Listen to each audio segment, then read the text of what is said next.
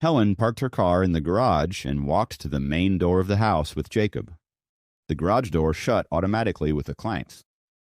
Helen unlocked the door with Jacob standing behind her, holding the grocery basket patiently. Jacob could barely imagine how she did it all.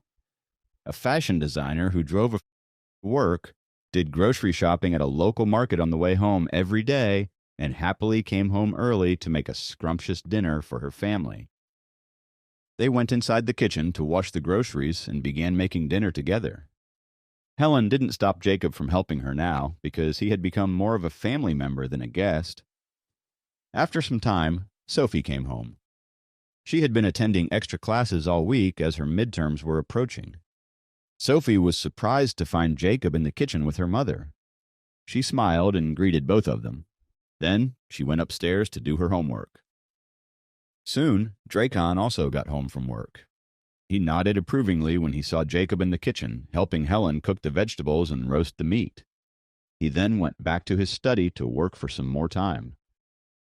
Inside this two-storied house, Sophie was the only one miserable as she did her homework. Dracon, on the other hand, was deeply engrossed in reviewing some documents in his study. Helen stood in front of the pot cooking food, and Jacob was beside Helen, making another dish. The entire atmosphere was so harmonious. It felt like they were a functional family. Maybe they were a family all along. An hour had passed since Sophie got home. The table was now set with a variety of dishes, and a delicious aroma was wafting all around the dining area.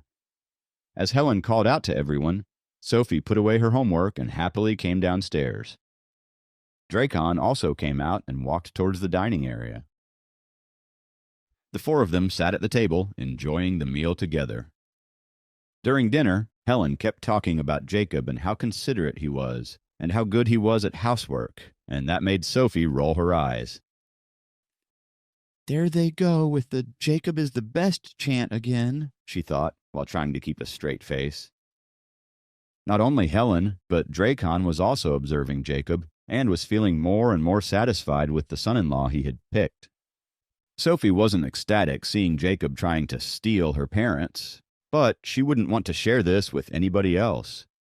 Her thoughts again went to Kathy. She believed that Kathy would be ready to take Jacob in a heartbeat if she let him go. As usual, Jacob tutored Sophie after dinner. He spent an hour systematically explaining the important English concepts to her, and another hour solving her doubts in other subjects. He no longer found the questions given by Sophie unfamiliar, since he had already read some of her textbooks last night. He solved a lot of questions that Sophie had, and that impressed her a lot.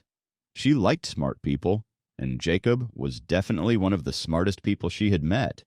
Just like her dad. She thought about how great he was as she zoned out for the 100th time while staring at him. Her parents were not entirely wrong about him. After finishing up the tutoring session, Jacob gathered his things to go back.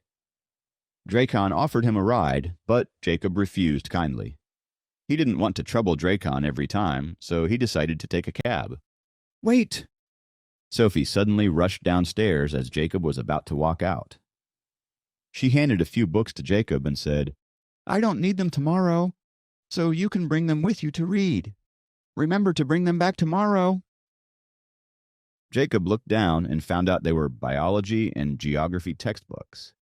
He then looked up at her with a raised eyebrow. Seeing Jacob looking up at her like that, Sophie blushed a little and winked at him.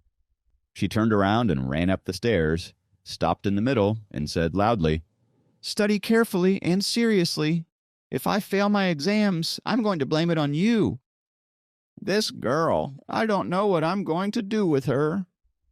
Helen, who stood at the door with Jacob, shook her head and smiled. "I was about to ask her to walk you out." "Don't worry about it. I'm going to head back now." Jacob turned around and gave Helen a little parting wave. Helen nodded with a smile and waved back. As soon as he got back to the dorm and stepped onto the 3rd floor, he heard someone yell, "Jacob is back!" Immediately after that scream, all the guys rushed out of their dorms in a mad rush. They surrounded Jacob and started bombarding him with their questions. "What is your relationship with Susan? She actually put a necklace on for you, We all saw her doing that. That is the necklace, the one on his neck. Clutching the plastic bag with Sophie's books in it, Jacob felt like he was being attacked by a band of swans, as if he had blocked their way or stopped them from migrating. He couldn't move an inch. They were so interested in the necklace that they tried to grab it one after another. Luckily, the necklace was made out of some special material that could bear all the tugs and pulls. However, Jacob's neck couldn't take the painful pulling anymore. He was almost certain that some of them were pulling harder than necessary out of jealousy. Move out of the way! Move! Sam showed up with their roommates to rescue Jacob, and Jacob was so relieved to hear his voice at that moment.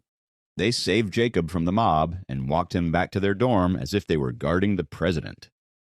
Even after they closed the door, guys from the other dorms didn't give up that easily and continued to pound the door with their fists. The news about Susan giving you the necklace, putting the necklace around your neck, has already spread through the entire campus. It is definitely breaking news. Pushing Jacob into a chair, Sam said as he stared at him like an interrogator. How did it become such a big piece of news? Jacob asked, while rubbing his throbbing neck. Have you ever seen Susan give a necklace to any other guy? And do you know what the biggest news is? Sam asked him excitedly. Michael heard this news and went crazy. Turns out the likes Susan a lot, he shouted. Seeing the excited and proud look on Sam's face, Jacob had no idea what to say. He ended up smiling. What has Susan gotten me into?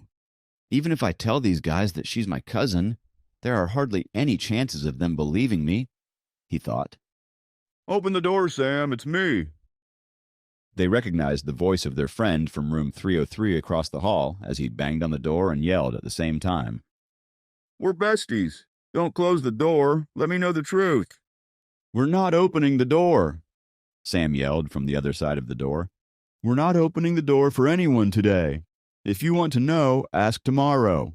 Okay, go back. At 8 o'clock tomorrow morning, room 302 will have a press conference. We'll explain everything clearly then. There was still a lot of noise outside after Sam spoke. However, they began to disperse, one by one, and the noise finally died down. A press conference? Seriously? Jacob asked. This was getting too dramatic. It was the only way to calm them down, Sam shrugged, as if it was completely normal to hold a press conference in their dorm. Jacob knew that being seen with Susan would get him into some trouble, but this was spinning out of control. The worst part was that his own roommates seemed to be enjoying his predicament. We've all been living together for a long time now, Jacob. Tell us the truth. What's going on between you and Susan? Sam suddenly turned serious. The other two also dragged 2 chairs and sat across from Jacob.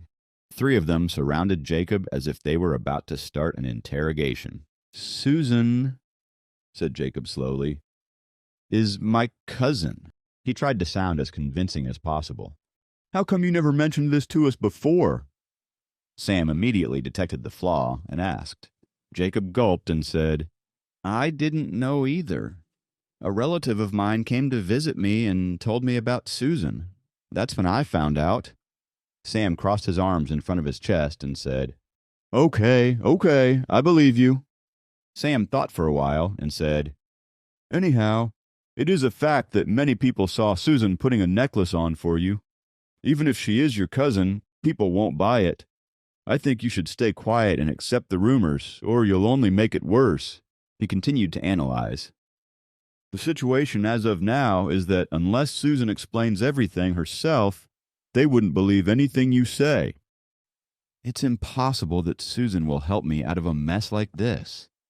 I doubt that she would give a damn even if her house was on fire, as long as it didn't affect her cultivation, Jacob thought as he massaged his temples. Things were being blown out of proportion, and Jacob was dousing fires all over. When did life get so complicated?